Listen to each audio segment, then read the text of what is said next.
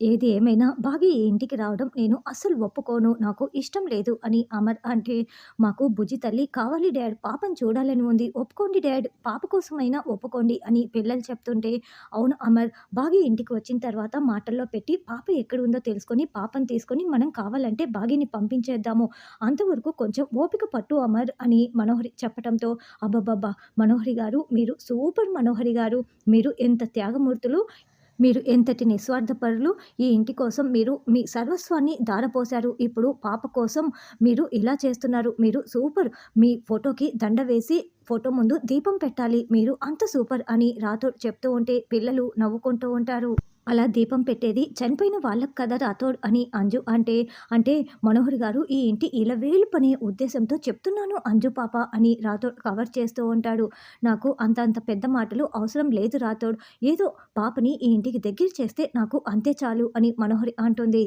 చూసారా సార్, ఇది మనోహరి గారి గొప్పతనం. మనోహరి గారి ఆఖరి కోరిక తీర్చండి సార్, తీర్చండి అని రాథోడ్ అనడంతో, అంటే మనోహరి ఆంటీ చనిపోతుందా రాథోడ్ అని అంజు అంటుంది.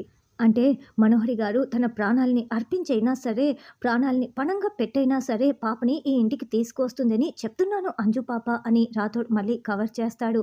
సరే మనోహరి, నువ్వు చెప్తున్నావు కాబట్టి నేను వింటున్నాను. కానీ తను ఈ ఇంటికి వచ్చిన తర్వాత పాప ఎక్కడ ఉందో తెలిసిన తర్వాత తను వెళ్ళిపోవాలి.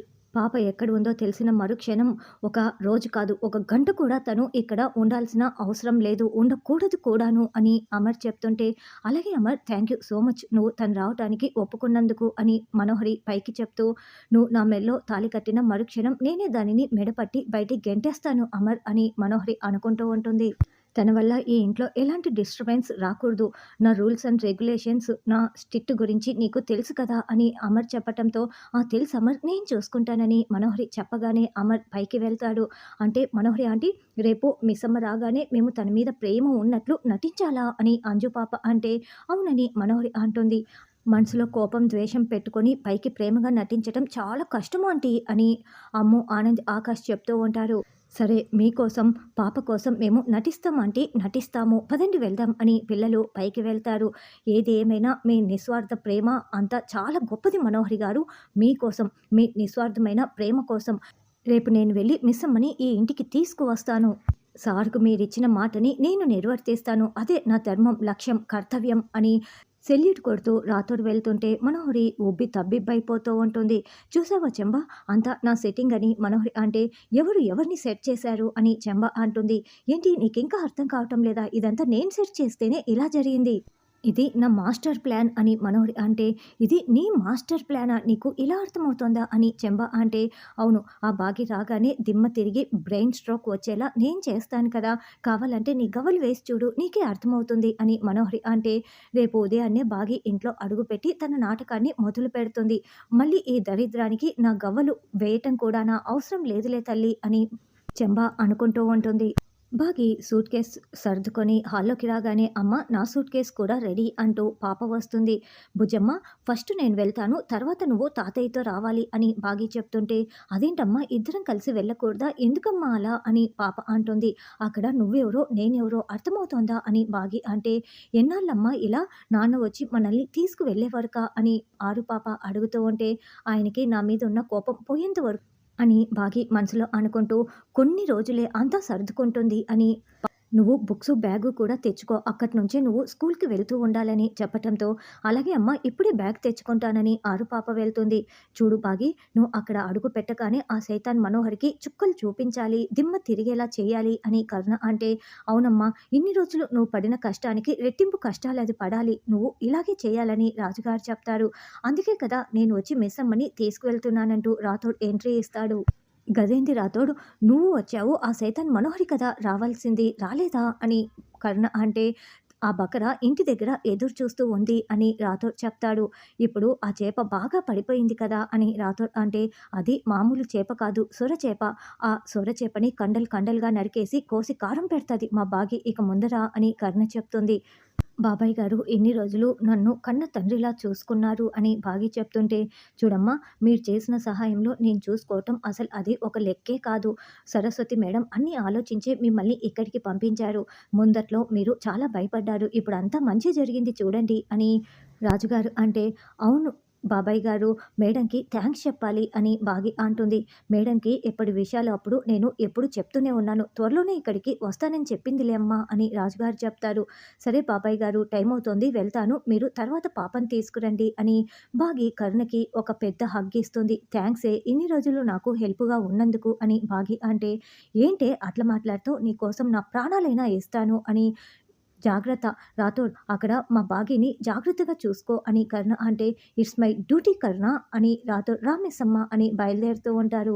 తర్వాత అమర్ నా ఆర్డర్స్ అన్ని మీరు స్ట్రిక్ట్‌గా ఫాలో అవ్వాలి అని చెప్తూ ఉంటే పిల్లలందరూ స్టాండిటీస్‌లో నిలబడి అలాగే డాడ్ కాపీ డాడ్ మీరు చెప్పినట్లే ప్రేమ నటిస్తాం డాడ్ అని చెప్తూ ఉంటారు. అంజు నువ్వేం చేస్తావు అని అమర్ అంటే మిస్సమ్మతో ప్రేమగా మాట్లాడి నటిస్తాను అని అంజు చెప్తుంది. ప్రేమగా నటించాలి అంతే. నిజంగా ప్రేమ పెంచుకోకూడదు అని అమర్ కాపీడ్ అని చెప్పటంతో కాపీడ్ డాడ్ అని అంజు చెప్తుంది. ఇక నేనైతే మిస్సమ్మని వాచ్ చేస్తూ ఉంటాను అని అమ్ము చెప్తుంది. నేనైతే మిస్సమ్మ ఫోన్లో ఏమైనా బుజ్జి తల్లితో మాట్లాడుతూ ఉందా ఎప్పటికప్పుడు వాచ్ చేస్తూ ఉంటానని ఆనంద్ అంటాడు. నేనైతే మిస్సమ్మ ఎక్కడికి వెళ్తోంది పాపతో ఏమైనా మాట్లాడుతుందా మొత్తం గమనించుకుంటూ ఉంటాను డాడ్ అని ఆకాష్ చెప్తాడు. ఈ రూల్స్ అన్నీ స్ట్రిక్ట్‌గా ఫాలో అవ్వాలి. నా గురించి తెలుసు కదా! అలాగని చదువుని అశ్రద్ధ చేయకూడదు అని అమర్ చెప్తే బాగా చదువుకుంటాం డాడ్ అసలు అశ్రద్ధ చేయము అని అంజు అంటుంది.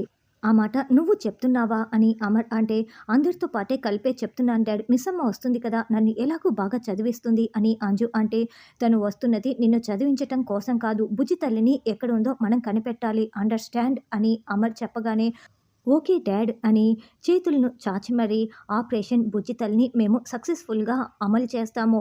మేము బుజ్జి తల్లిని కనిపెడతాము అని వాళ్ళు వాగ్దానం చేస్తూ ఉంటారు. తర్వాత అమర్ గదిలోకి వచ్చి తనని తాను అద్దంలో చూసుకుంటూ పిల్లలకి నువ్వు ఆర్డర్స్ వేయటం కాదు నిన్ను నువ్వు కంట్రోల్‌లో పెట్టుకోవాలి. బాగిని చూడగానే నువ్వు టెంప్ట్ అవ్వకూడదు. తను చెప్పే చల్లని కబుర్లకి అసలు పడిపోకూడదు. నువ్వు మాత్రం చాలా స్ట్రిక్ట్‌గా ఉండి బుజ్జి తల్లిని కనిపెట్టి తర్వాత బాగి పని పట్టాలి. అండర్‌స్టాండ్ అమరేంద్ర ఈ రూల్స్ అన్నీ నువ్వు స్ట్రిక్ట్‌గా ఫాలో అవ్వాలి అని తనకు తాను అద్దంలో చూసుకుంటూ స్ట్రిక్ట్‌గా చెప్పుకుంటూ ఉంటే మనకు కామెడీగా చూపిస్తూ ఉంటారు.